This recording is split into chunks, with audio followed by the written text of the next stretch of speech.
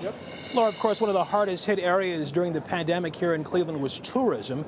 Ohio lost billions of dollars, but the hope is things are going to kick back up this summer. And so far, things are looking good. January Keaton has that story. Hotels and restaurants and attractions and museums and cruise boats. Things are looking up this season for Northeast Ohio's tourism industry. Promising statistics I've seen come out in the past week or so is growing confidence in visiting cities. If the NFL draft showed us anything, it's that Cleveland can get out and have fun safely. We had well over 150,000 people over 3 days, all doing it in a safe and distanced way. That is giving us hope. The travel industry struggling through the pandemic. Ohio travel took a $14.5 billion hit between March 2020 and April 2021.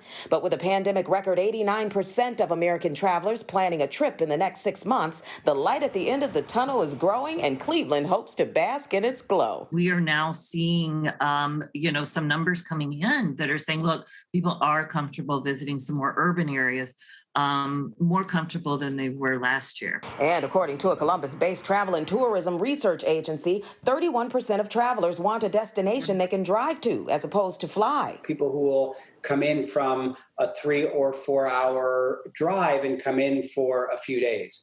And all the research is showing that as people are getting back, that is first and foremost what they're going to be doing. Bringing visitors to the state, a top priority for Ohio's tourism agency. It launched a $4 million marketing campaign targeting folks looking for adventure. In sharing all there is to do and all that Cleveland and Northeast Ohio have to offer. It would take 30 minutes for me to go through everything. So.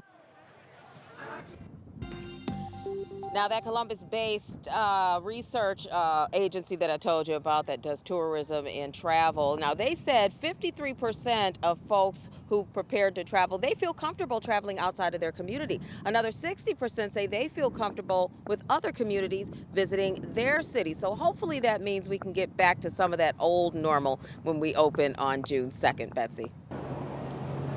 Let's hope so. Fingers crossed. Okay, January Keaton, thank you so much. Yeah.